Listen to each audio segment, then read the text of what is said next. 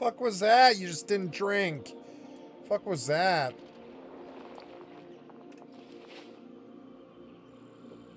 This milk is not cheap.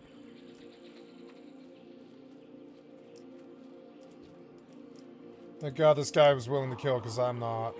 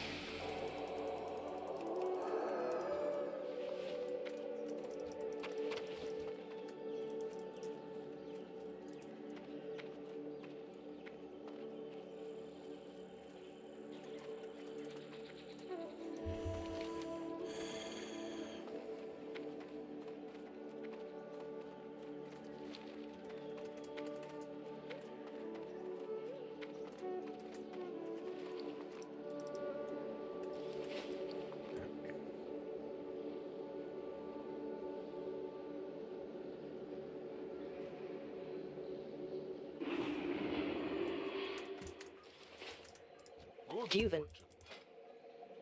Good health, long life.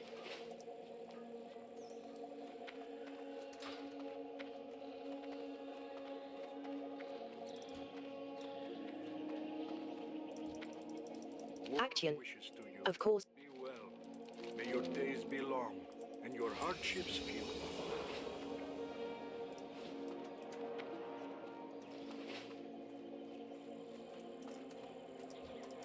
Blessings upon you. May the light Dolby. embrace you. Say.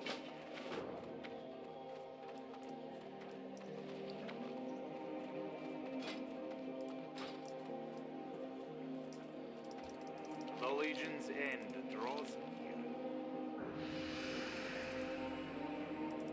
Good health, long life.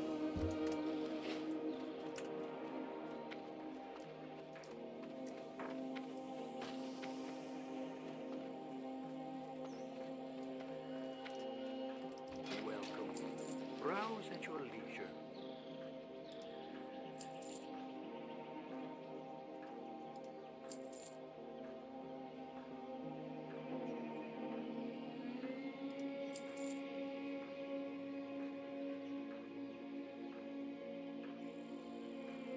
Safe journey.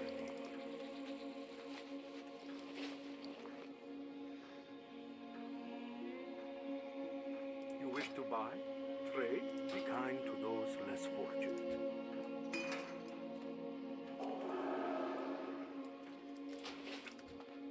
I hope you find something useful.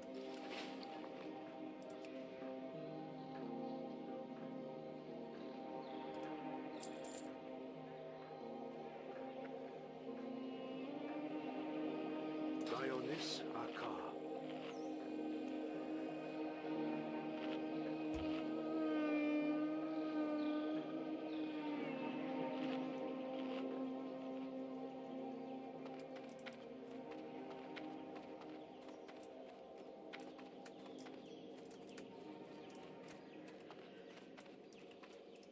May you find what you seek. May your days be long and your hardships.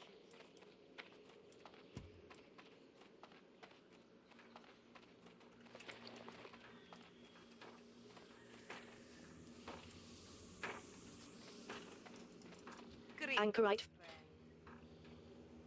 Seek the path of the light.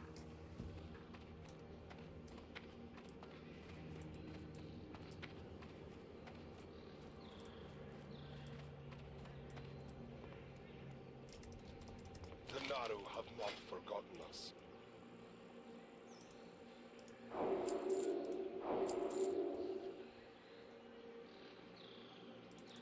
Favor the road traveled by few.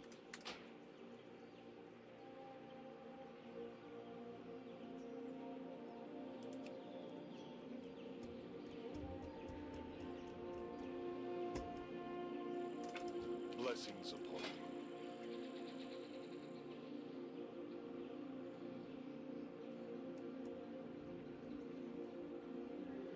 Be kind to those less fortunate.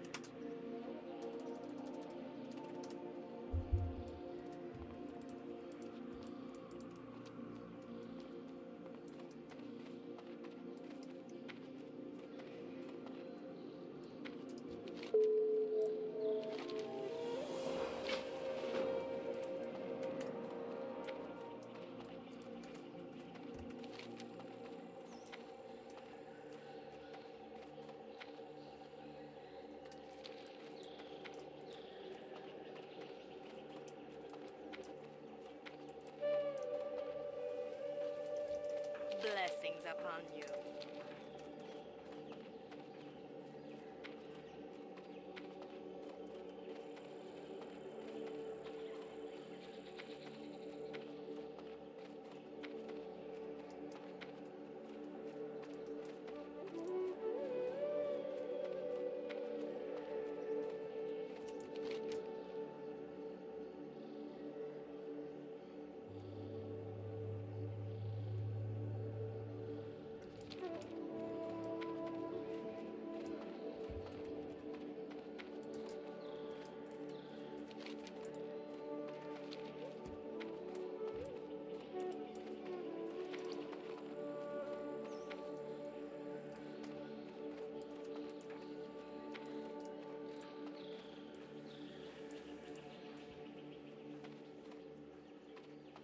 I think that's everything I need to do here.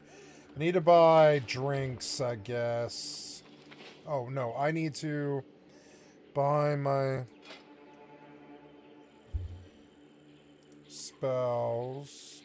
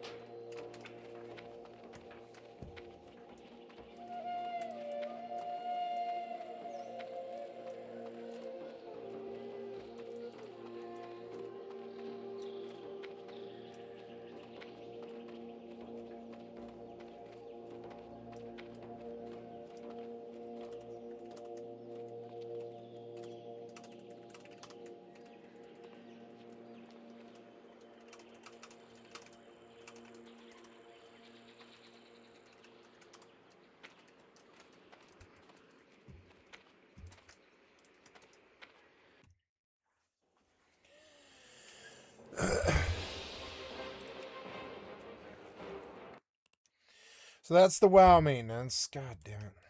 This guy left, did he? No, he didn't leave. He's here.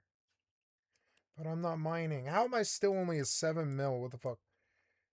Alright, well, whatever.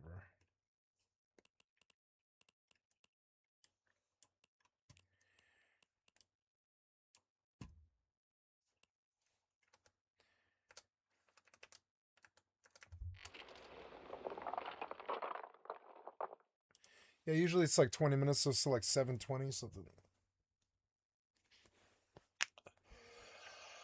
I expect this to be a quick maintenance.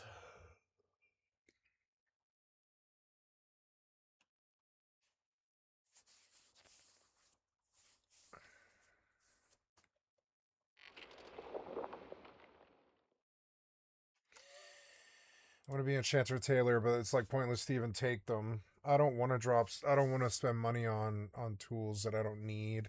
It would be nice to have income, but fishing is what I should take. Fishing would be a good thing to do.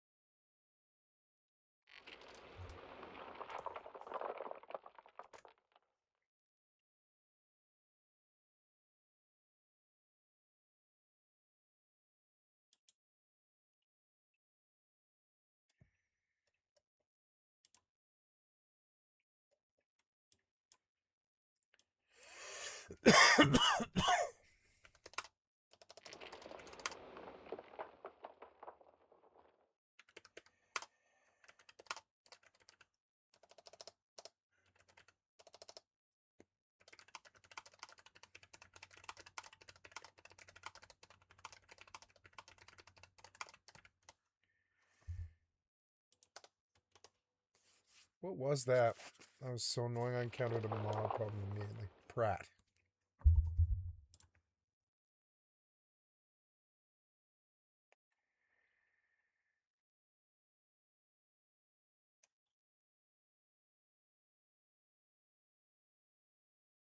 It's probably Pratt. They think it's Pratt, so okay, it's good to know.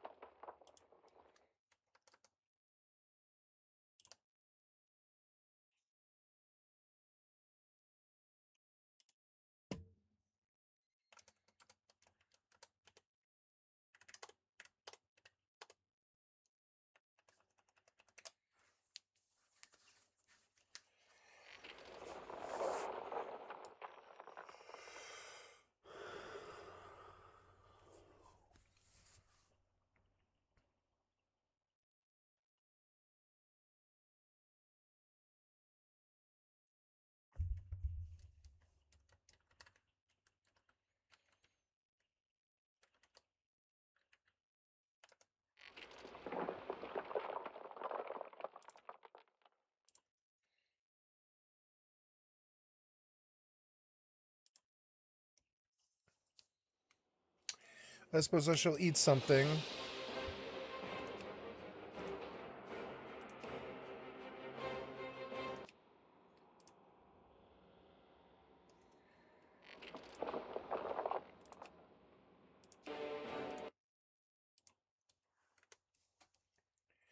Alright, well, I'm going to get in and just keep pushing.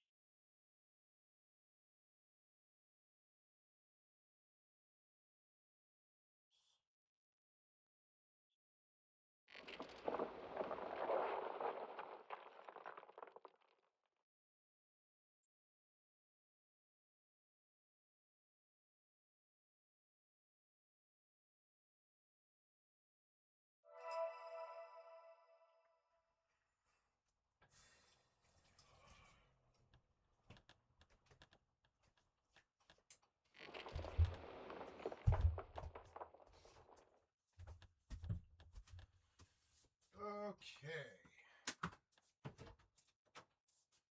What shall I eat today? I think I'll have falafel and yeah, this go.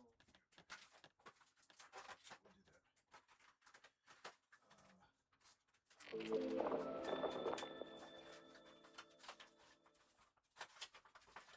be amazing.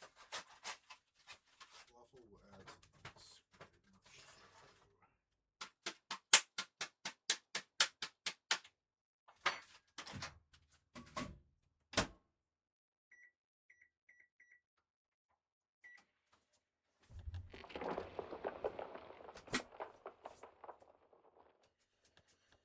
Okay. Have something to eat.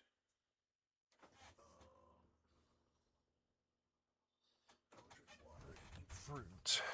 And,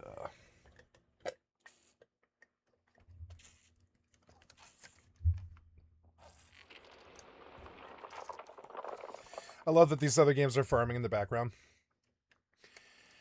Wow, and Eve and FXI.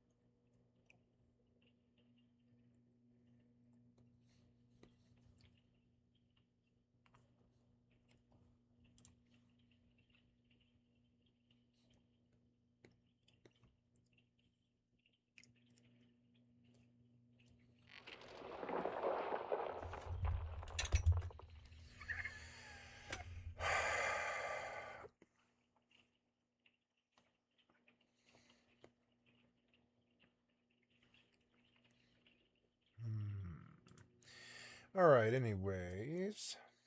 Players stared at that same screen, waiting, confused and curious. That moment couldn't be personalized or fragmented. Everyone saw the same things at the same time.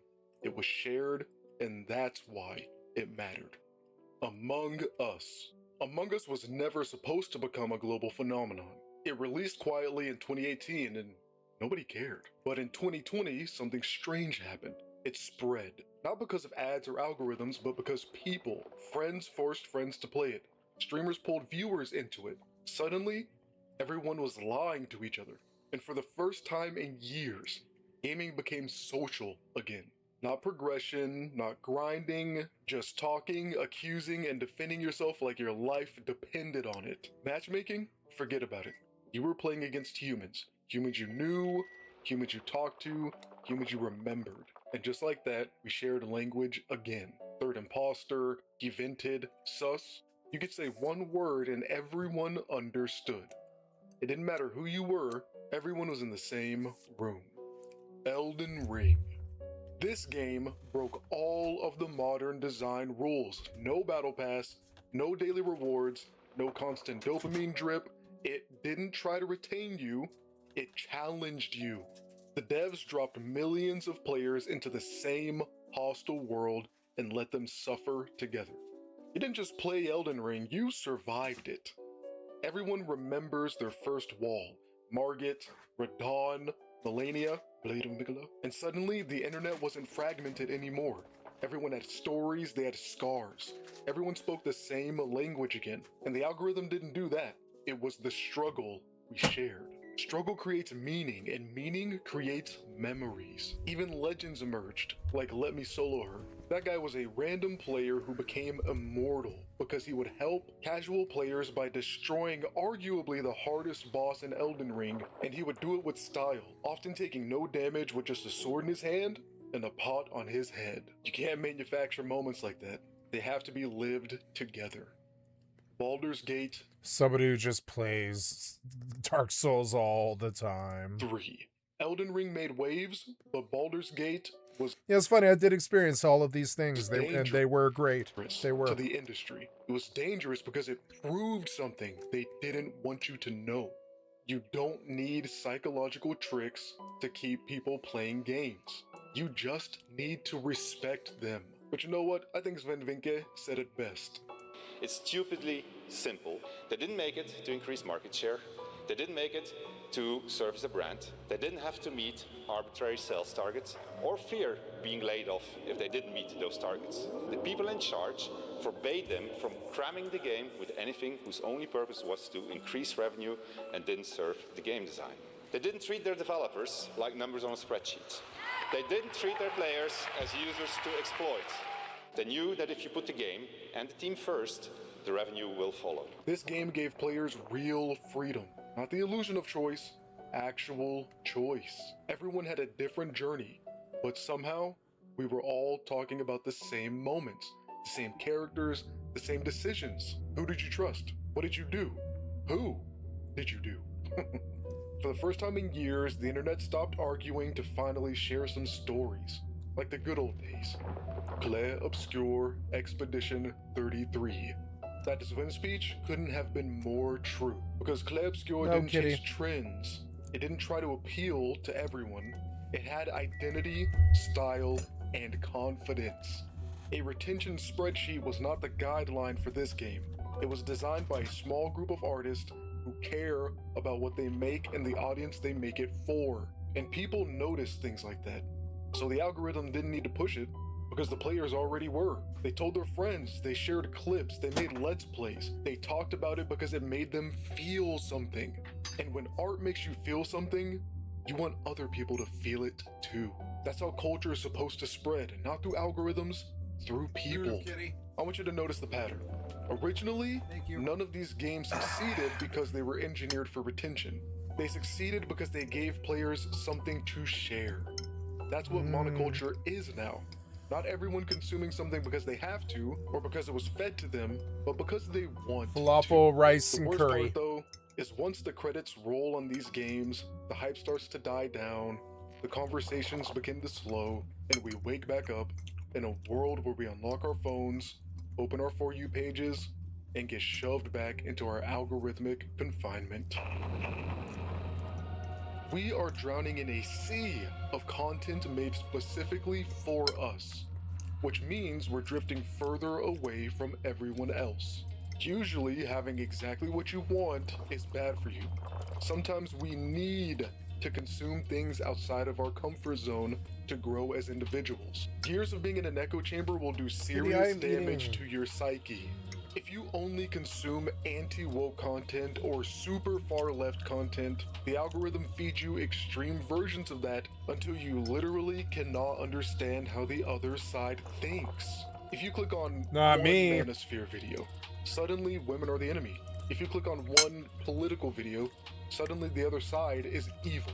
The algorithm radicalizes you for retention. It's crazy. Two people living in the same house can live two entirely different realities based on their TikTok For I thought You we were page. talking about Think video the last time games. you showed someone a video that you loved and they didn't understand why it was good or funny. It's because our feeds cater only to us. We start to view other people not as complex humans, but as NPCs in our story. When the world revolves around you, you start to think you are the center of the universe. This makes people less empathetic and more entitled. The worst part is, the algorithm didn't force itself into our lives, we invited it. Every click taught it how to replace our world with one designed just for us. We ate it up like pigs at a trough. Even worse, it's not a phase. It's the new architecture for entertainment. So remember, the algorithm didn't break the internet. It gave everyone exactly what they wanted and that's why we stopped sharing anything at all. So what do? Watch a movie you think you'll hate. Talk to a stranger who's into different things. Play a game outside of your usual taste. Go back and play retro games. You have to force these new things back into your life because the algorithm won't. It wants you feeling safe, bored, and lonely. And the scariest part is, most people won't even I don't feel those realize things. it happened. They'll just I don't ever feel safe because of all the piece of shit human beings who target me for no reason. I don't ever feel bored. There's just too many good games. And I don't feel unhappy or whatever or whatever. keep scrolling. I don't know. I See don't it. scroll a lot. I scroll YouTube.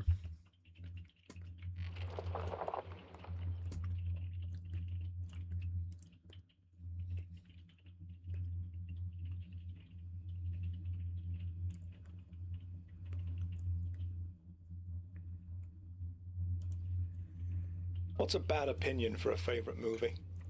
I think the second Matrix. If I said to someone, "What's your favorite film?" and they said Matrix 2, which is Matrix Revolutions.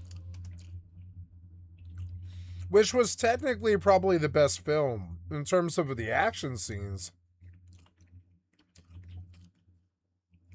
When I think of Matrix, I think of like a cool sci-fi premise with some excellent execution with really solid action. Like the best action we've ever had.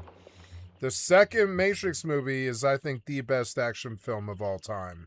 There's so much in it. It wasn't a particularly good movie, I don't think. It's just like him running from the agents, but it's still, you know. And there was some cheesy shit, but I mean, it was overall really, really good action film, like the best we've ever had.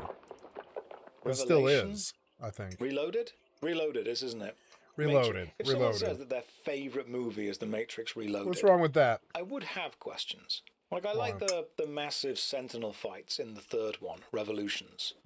But The Matrix Reloaded is just a load of martial arts without any underlying kind of real discussion about anything. This actually leads me very strongly to I disagree. There was good stuff in it. that I made yesterday. Like Bend the Spoon and all that. I quoted out.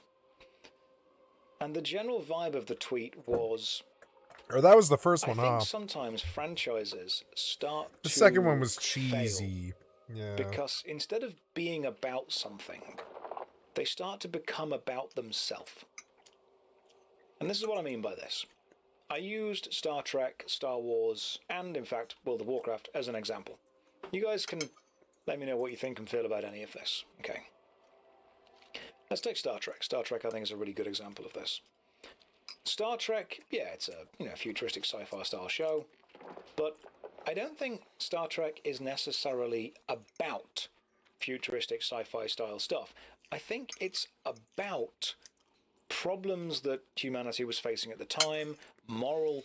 I think it's very impressive that he's playing the game and talking. I think he and I share the same thing. I think we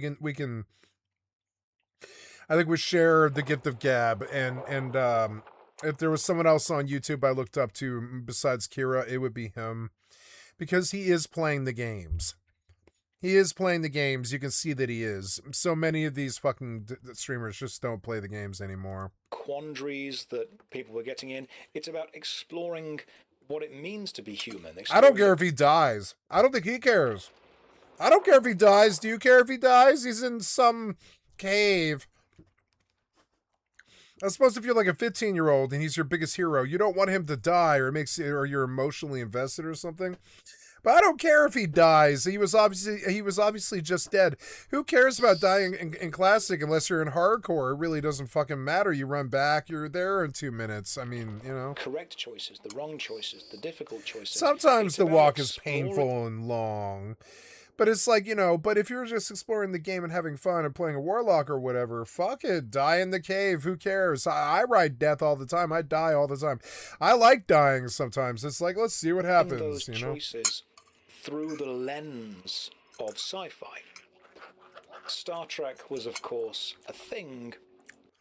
Warlock was too technical of a class for him to start with. They should have given him Rogue. He would have liked Rogue, I think. Rogue is so good. You know? He should have played Rogue. Rogue's the most fun class to pick up immediately. The rest of them are all technical and annoying. All of them. Maybe Hunter. Hunter is easy to pick up. But it wasn't particularly concerned Hunter and about Rogue. what it was as much as what it could. In the early days, there was a plague of hunters and rogues. We called them huntards. And, you know, we didn't trust rogues because they would try and sap people. And the sap would fail, and then you've got 5 mobs on the rogue's evasion. Then what? Do you have the warrior spin shop everybody? I don't think so. I mean, maybe the mage Frost Nova is good, but at that point the rogue's dead. The rogue has to vanish and reset combat and all that. It was actually it's still a really technical game. You're about to see it as I do the Burning Crusade, and while I don't remember these fucking dungeons perfectly, I remember them, you know, and they haven't changed. Explore conceptually, morally. Even all the way up to Serpent Shrine Cavern. I remember it well. Black Temple, I remember it well. Tempest Keep, I remember it well. What's the other one?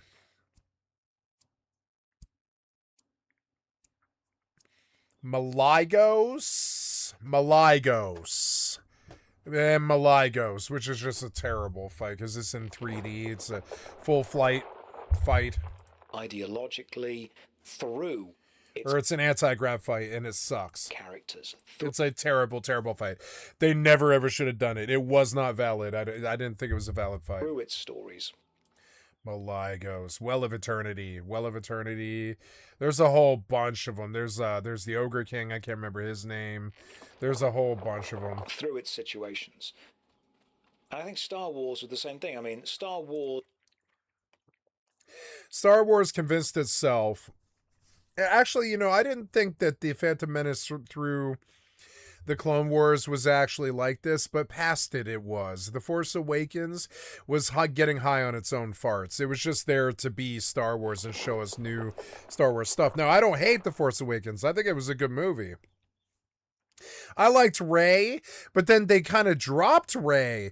Remember now, Rey was a strong heroine that we expected to be like the new Luke Skywalker, but by the second movie, they kind of dropped Rey. Was one. Like Finn had more content than Rey. Or Star Wars Episode 4, if you will. Now, Rey was important, and the love story was good, and it was, like, strong, you know, and I haven't seen The Force Awakens now in 5 or 7 years or something. Maybe I should rewatch it. It's a good lark. I think I probably like it more now than I used to. Force Awakens really bothered me. The sword was cool, the sword he had, and I like Kylo Ren. I think Kylo Ren wasn't a very likable character, but I like Kylo Ren. Kylo Ren just sheerly by the fact that, you know, all of the Skywalkers grow up to be trouble. And Kylo Ren, if you really think about it, well, I guess no. Kylo Ren was Han Solo's son, right? So, but he wasn't a Skywalker. It's an allegory for the Vietnam War, in a way, and it's discussing the idea of corruption. Put it this way: in the original Star Wars, I thought Adam Driver was good enough. I thought Adam Driver was just as good as. I mean, he's a little wooden, but he's not. You know, he's a little dry. But you know, I like him though. I liked him more than Aiden Christensen.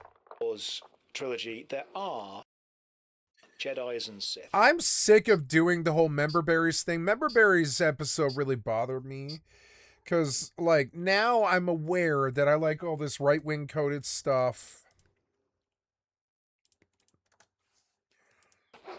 But the film is not about. And I know Star Wars and zombie apocalypse stuff and space marine stuff. all the best stuff or whatever, all the fucking horror movie stuff, you know, Event Horizon, Aliens, etc., Lord of the Rings, all of this stuff is very red pill coded. Old movies like Con Air, The Rock, Face Off, John Woo films, that stuff, it's all right-wing coded. Even I think Rumble in the Bronx and all the Jackie Chan stuff was kind of right-wing coded in a way, because it was just like fight, fight, fight, fight, fight. And while it was a respectable martial arts and it wasn't guns, and I liked that, you know, it was a lot cleaner.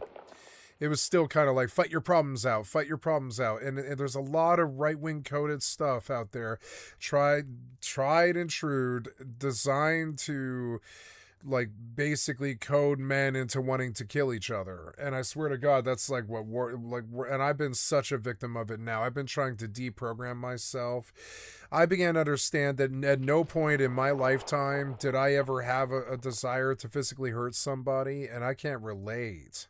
I'm just not like that. You could call me a pussy if you want, but if anybody ever actually like threaten any friends or family in front of me, which has never happened. I've never had somebody threaten a friend or family in front of me, or I'd fucking destroy them, essentially. But I've had people threaten me, and I'm just like, all right, fine, you can beat on me if you want. I don't really see what the point is. I'm not going to fight back. I'm either on probation or I'm a fucking pacifist. You choose. Jedis and Sith. They are in the film. They are used as plot devices. They're used as vehicles. They're used as, you know, the lens that we filter the exploration of a certain style through. But the film is not about them specifically. They are just in. I talked about this a lot. When I remember one of the happiest moments of my life was when I went to go see for the first time Phantom Menace in full 3D. And it was fucking amazing. I gotta say, it was one of the better experiences of my life. I gotta say, I hate to say it, but it was. And it really blew my mind. And I remember this. I was like, it blew my mind. When the movie started, the music was fucking amazing. And then you know, Obi-Wan Kenobi is there, and you're like, oh my God, it's Obi-Wan Kenobi, and he's young, and it's like fucking sweet. And then there's, you know, and then there's Anakin Skywalker. Oh my God, it's Anakin Skywalker, and they're like of age and all this or whatever. Or no, yeah. Or I said, what is Anakin? It was Anakin. Yeah, Anakin. And look, his gear is mostly broken. Oops, now am I still mining? No. I'm gonna keep going. What was I gonna say?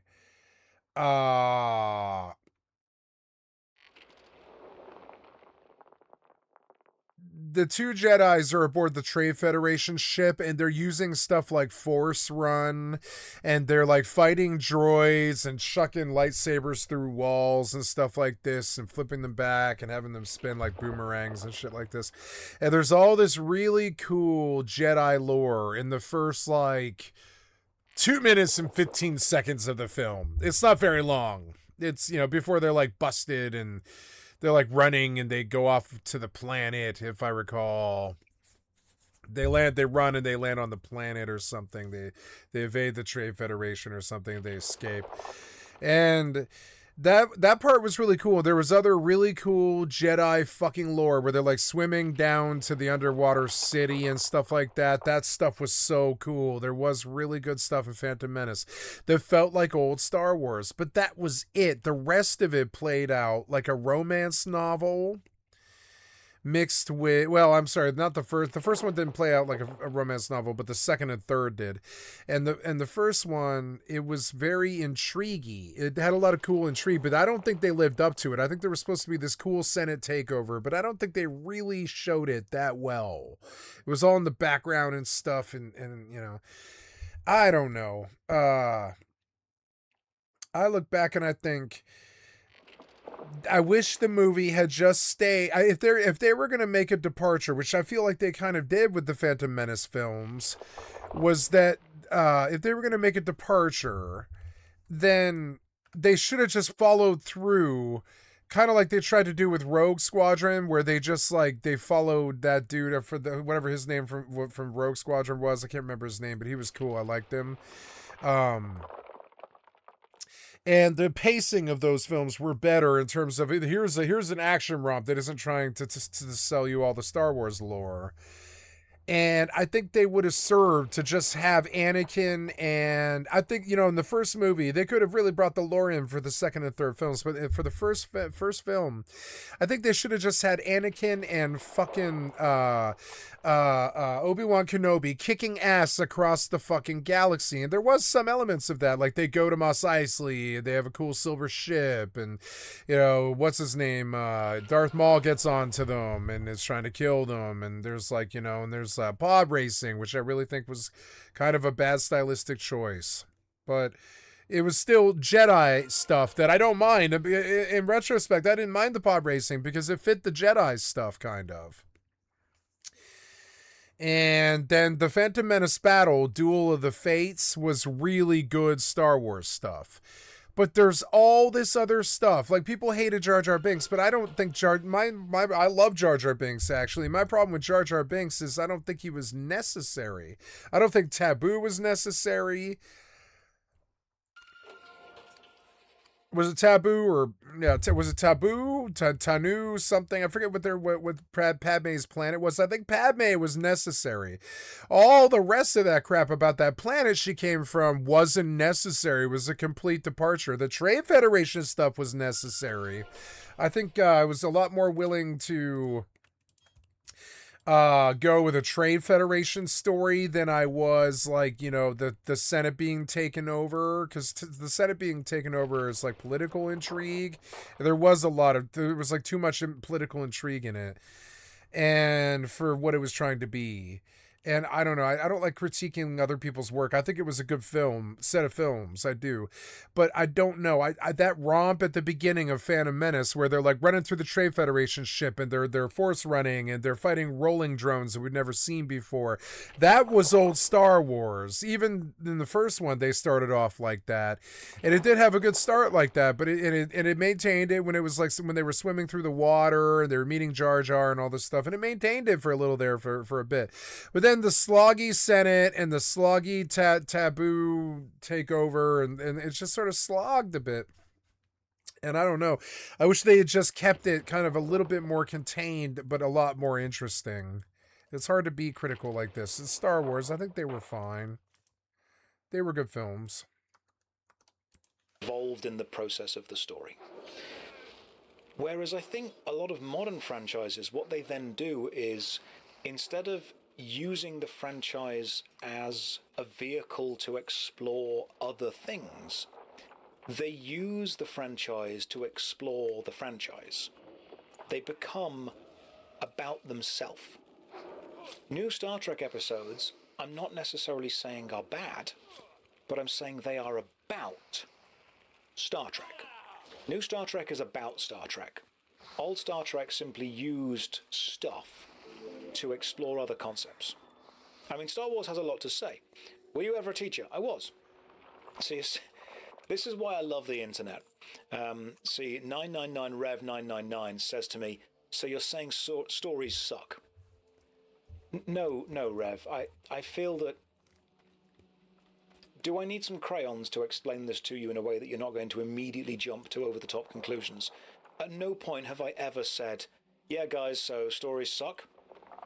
I have said franchises and vehicles are moving away from their original purpose of exploring concepts through the franchise lens, and instead are now exploring what the franchise itself means to exist. And people online literally hear, everything modern sucks. Return to the 70s. Sometimes I really think there's no point even trying to connect with people on YouTube and Twitch, because people are going to say, so what you're saying is... And there isn't. I shut off the chat like 3 years ago because I understood that there wasn't. I knew that they weren't listening to me. If I were to try to tell them to stop harassing me, they wouldn't do it. If I were to try to tell them that I didn't like their game, they wouldn't like it. If I was trying to tell them to play something, I doubt they would try it. I don't, there was this point where I was like, I don't think I need to cater to the audience. I think they can just watch if they want to. And if they like me, they'll donate. But I don't need to cater to them like all these other people do. I think it's okay to have your own style, and I like a one-way delivery. You know? Some random shit that I never said. I like my cat. Jar Jar, basically the Joan of Arc of the Star Wars universe. Jar Jar, it's like poetry. It rhymes. Jar Jar is the key. It really is. So franchises are awesome.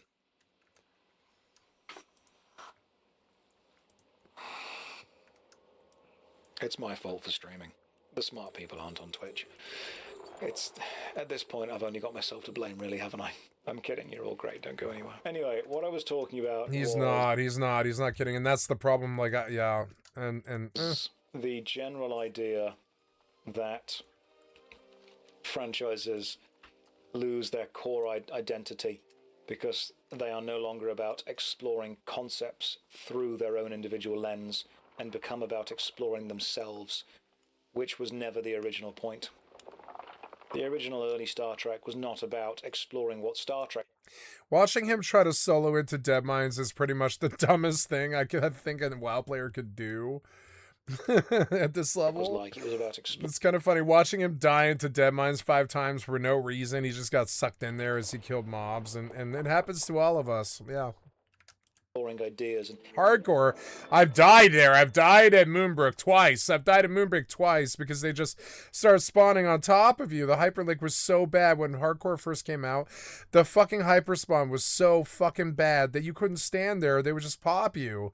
It was so annoying. Now it's fine. It's so good. Like hardcore is good when nobody's there. Let me in. I need my fix. It was a morality play every week. How's the warhammering going? I've actually been building some Imperial Guardsmen today. That's been my plan. That's my vibe. Are there any franchises that haven't lost their core identity yet? I think Firefly has remained pretty focused on this, but that's because it died. Look, they're all patching. RuneScape has managed to stay what it is, but that's a game, not really a franchise. Can you guys think of any long-running TV show, franchise, idea that has not lost its identity, as in it's still exploring other things instead of exploring itself? I mean, even Batman has become about exploring who Batman is. Batman used to be about the idea of your physical vigilante exploring the strangeness of to me, Batman is all of the things that plague the psyche, like fear, anger, hatred, pity, envy, all that stuff, the 7 deadly sins and all the stuff in between. And all the psychological issues that mankind has, like being controlling, being a fascist, like that's Deadlock, or like there's somebody who's too prideful and too self-absorbed in their own work to care about what the rest of the world is doing, which is like the Riddler. There's there's all, I forget what they all stand for, but every villain in Batman represented some kind of psychiatric disorder. And I thought that was a really strong premise. And so Batman goes out and battles the psychiatric disorders that plagues everything. Crime. Now it's about exploring who Batman is and what he means. Yeah, and that's boring. Do you think One Piece is still pretty much... I think the storyline behind Batman is a really strong one. He loses his parents when he's young, and it affects every child to learn to understand that stuff like that might happen in the world.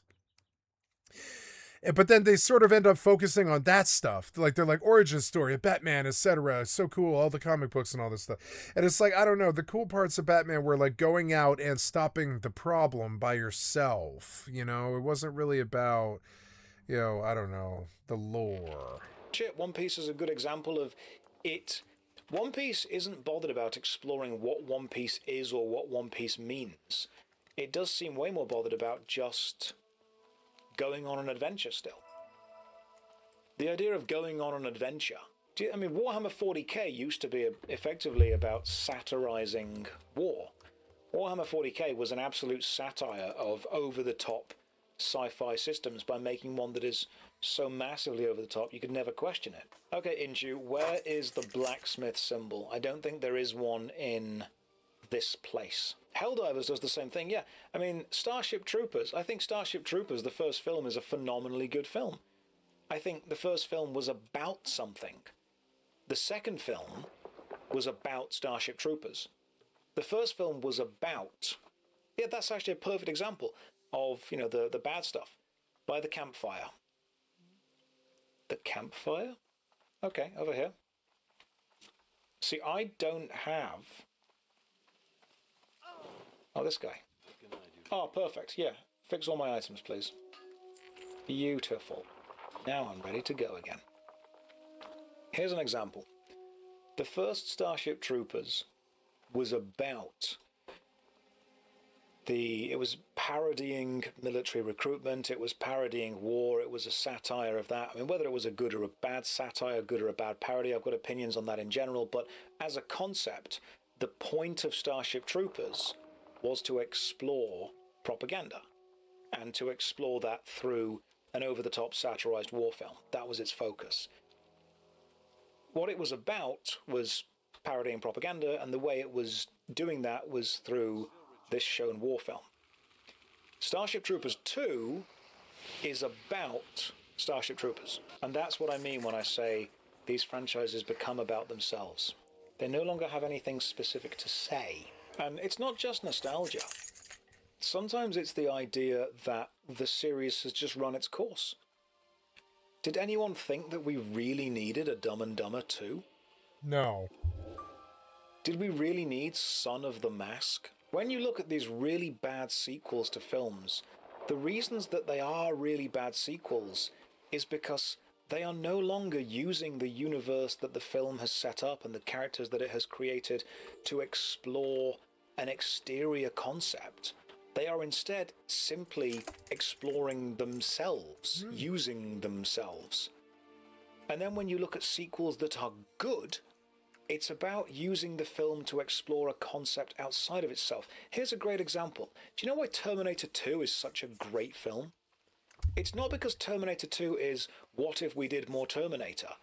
It's because it asks the core concept of, what if the thing that we were terrified of in the first film is actually the thing that we have to work with in this film?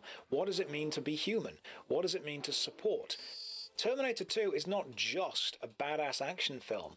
It's, a young adolescent boy attempting to teach a robot with no feelings how to be human while the robot is trying his best to protect him against something terrifying. I can't shop in the Steam store. It really is. That's why some sequels work and some sequels don't. Good sequels are about exploring different concepts using the universe and the characters that the original film set up. Bad sequels are about saying the first film was successful, therefore we need to make a second right now, even if you don't have anything to say. Can you guys think of a good sequel versus a bad sequel? Alien, Aliens. Great, there we go. First film is effectively horror, second is action. First film is, what if there was a terrifying, horrible thing on a spaceship and we couldn't escape it? Okay, cool concept. Let's explore that. Second film, what if it was an action film? Okay, interesting concept. Let's see what we can go with that. Shrek is a great film because it's about exploring the concept of what if the fairy tales were reversed. Spaceballs even parodies this with Spaceballs 2, The Quest for More Money. But whenever I see a sequel coming out, I always have to ask myself, does this sequel exist because it has another story to explore? It has another concept to interrogate through the lens of the film, the world of the film? Or does it simply exist because the first film was successful? I'm trying to think of films that are bad with it, sequels that suck. I don't think The Matrix needed the second and third one. I really don't. I'm not saying the second and third Matrixes are the worst films ever made. They're perfectly serviceable to sit through. But I really think that the question the first Matrix asked and the concept that it explored, there's actually a value to leaving them open-ended. There is a value to letting people decide. I mean, the last line of the film, Neo, what kind of world that is, I leave up to you. And then he hangs the phone up. Fantastic. Let it be open-ended. Let that sit for a bit. I'd say one of the worst films I ever saw as far as insulting films go was... You guys seen The Emperor's New Groove? Okay. I like The Emperor's New Groove. I think it's a good film. You guys seen Kronk's New Groove? I have. I've seen Kronk's New Groove. If you have not seen Kronk's New Groove, it is one of the many, many, many straight-to-video, straight-to-DVD Disney sequels that exist not to tell a coherent story, that exist not to explore a concept, not because there's interesting characters, but instead it exists because the original characters and the original film was successful, and therefore they absolutely must make a sequel. But I would like to suggest a challenge that I find quite interesting. Go back and watch any of the direct-to-DVD or direct-to-video bad Disney film sequels, like Aladdin 3 or The Little Mermaid 2, or, whichever one's failed. Kronk's New Groove is a perfect example of this. Because while I was watching Kronk's New Groove, I didn't expect this to be a stream talking about Kronk's New Groove quite as much, but we're here now, so we're going to keep going. Lion King 2 was okay. There was an Aladdin 3, there's like an Aladdin 5, it's ridiculous. Go back and watch them. Do you guys remember when Disney used to make TV shows out of their successful film franchises? You guys remember that? There'd be like a Saturday morning cartoon or a midweek morning cartoon of like a 20-minute episode of a cartoon based on a famous film, and they wouldn't use the same voice actors and they wouldn't use the same animators. It would just be, it's not bad, but I use the word slop to describe what it is. Okay, I mean, Timon and Pumbaa was a good one. That was a decent one. I don't know if the Aladdin TV show was quite as good, but I was watching Kronk's New Groove, and I have a theory. If you worked on the show, let me know. If you worked on the film, please let me know. It's a sequel to The Emperor's New Groove. Kronk's New Groove has 3 subplots inside it. I think Steam's and the down. first third of the film deals with one. The second third deals with another, and the third is another. And I thought, these are really disconnected. They actually don't seem to reference the other plots at all. And then I realised what I think Kronk's New Groove is. I genuinely think it is just 3 episodes of the TV show stuck together. Watch any bad Disney sequel film with this in mind, and I think you will realise that a lot of those bad sequels are actually just 3 TV show episodes cut up, rearranged, and made into a film. I haven't seen Moana 2, but did that happen with Moana 2? Like the second Moana movie. Is the second Moana movie just a failed TV show that they repurposed into a movie? Does it feel like it's got 3 completely separate, completely disjointed stories going on with different characters that just don't talk to each other? Just 3 episodes. I'm not saying you can't enjoy it. Many people can enjoy many things. But is that what it feels like?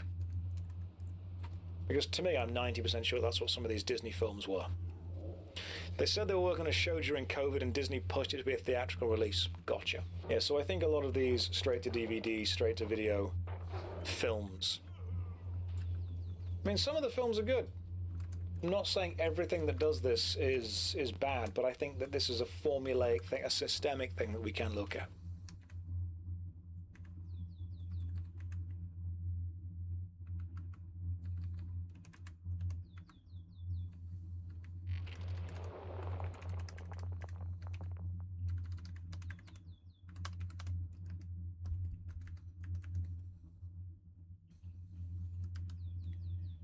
I can't get Steam to load. I don't know.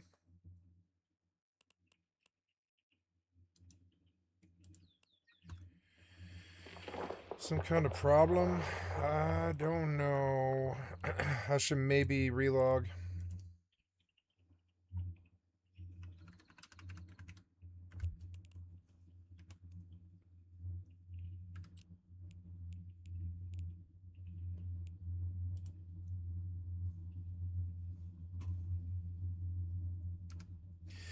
Guys, I'm going to stop the recording here and restart my computer. I'll be right back.